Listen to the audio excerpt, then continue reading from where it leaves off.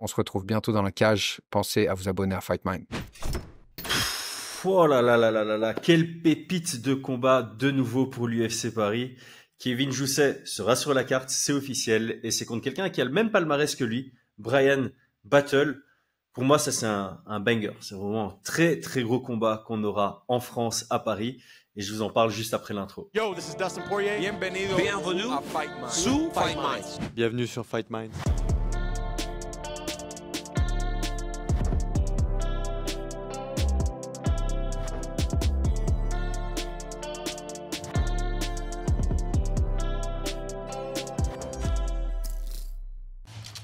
Paris sur le MMA avec Unibet. Quelle sera l'issue du combat? Une soumission? Un KO? Paris sur la prime numéro 1 avec Unibet. 100 € de bonus sur ton premier pari. Comme d'habitude, un Français contre un non-Français, on commence par expliquer qui est le non-Français. Brian Battle, vraiment un solide, très très solide gars. Comme j'ai dit, même palmarès que Kevin Jousset, 10 victoires, 2 défaites. Lui, il a un no contest en plus dans son dernier combat contre Ange Louza.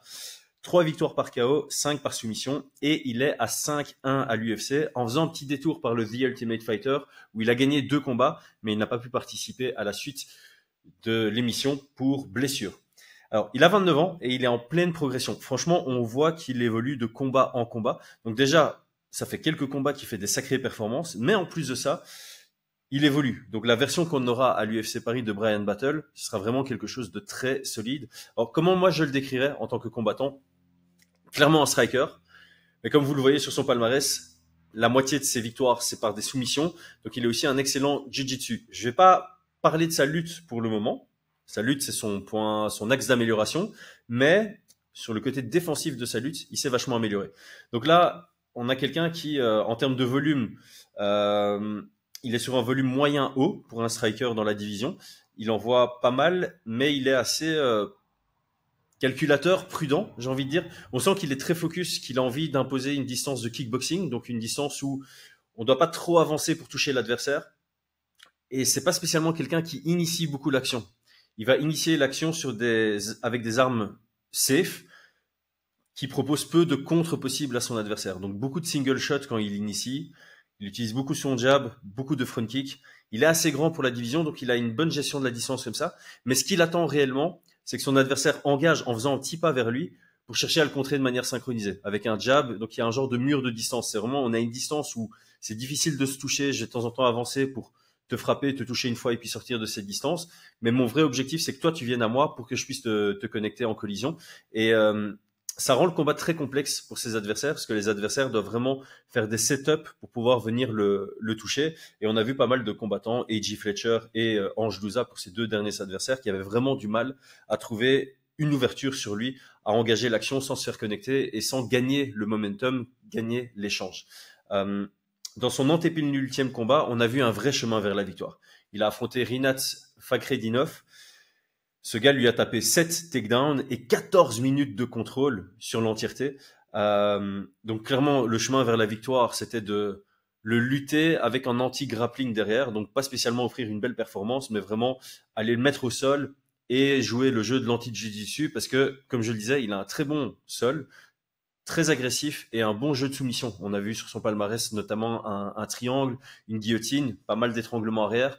Un ninja choke, donc il est très agressif avec ses soumissions, et quand on va au sol contre lui, on a plutôt intérêt à mettre vraiment la priorité sur le contrôle, plutôt que sur avancer vers quelque chose de dangereux, parce que c'est là où il va pouvoir lui-même imposer ses contres au sol.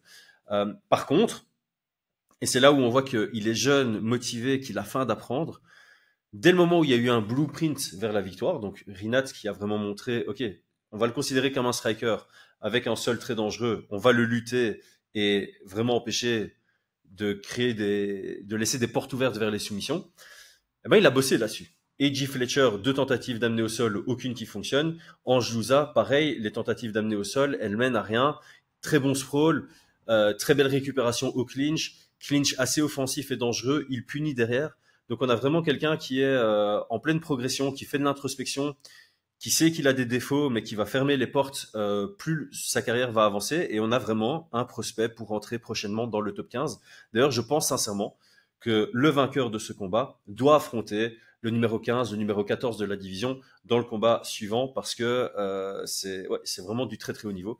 Alors pour terminer sur Bryan Battle, il fait partie de la propagande direct high kick. Il a mis un KO sur Sato en 44 secondes, je pense, sur le bras arrière suivi de la jambe arrière, donc direct high kick, que j'apprécie énormément, que je trouve peut-être un peu sous-utilisé en MMA, même si on a plein d'exemples de combats qui finissent comme ça. Donc, dans la cage, je l'apprécie énormément, mais forcément, contre Kevin Jousset, c'est lui que je vais supporter. C'est Kevin Jousset, même palmarès, 10 victoires, 2 défaites, 4 victoires par KO, 1 victoire par soumission.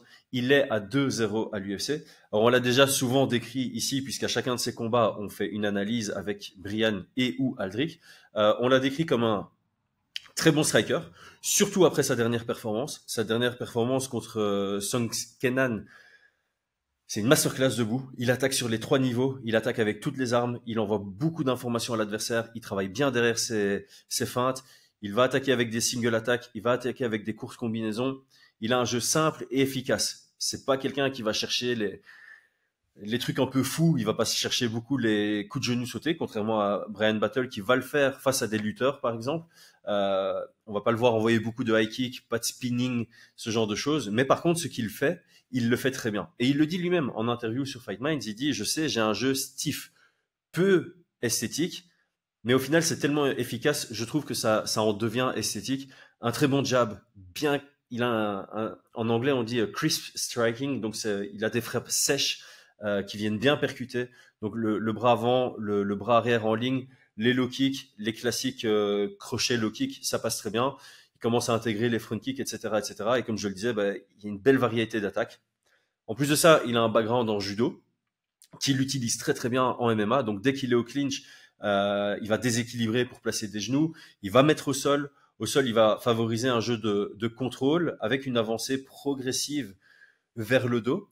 Là aussi, il fait pas de folie, il laisse pas beaucoup d'espace, il travaille en pression, il crée de l'espace juste pour mettre des petites frappes, les petits coups de coude, et il va avoir cette variété entre je cherche moi-même proactivement à avancer de position, ou alors je prends une position de contrôle qui me permet de frapper pour faire bouger mon adversaire et profiter de ce mouvement pour améliorer ma position.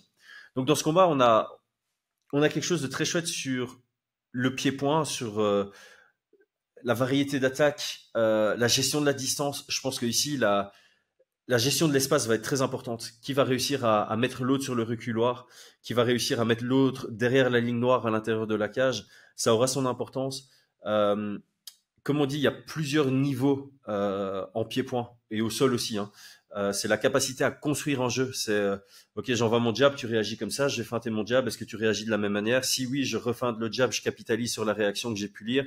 J'ai essayé de voir les patterns défensifs que tu fais ou les patterns de contre que tu fais. Donc il y aura aussi ce côté, cette importance à instinctivement être capable d'avoir plusieurs réponses à une même action du côté adverse. Qui va initier l'action? Qui va être le meilleur dans les contres? Est-ce que Kevin va vouloir chercher à amener au sol? Est-ce que Bryan Battle va vouloir amener au sol? Parce que d'un côté comme de l'autre, je crois que ça va être difficile de marquer les amener au sol, mais celui qui arrive à amener le combat au sol et prendre une position de contrôle, ça va amener le combat à son avantage.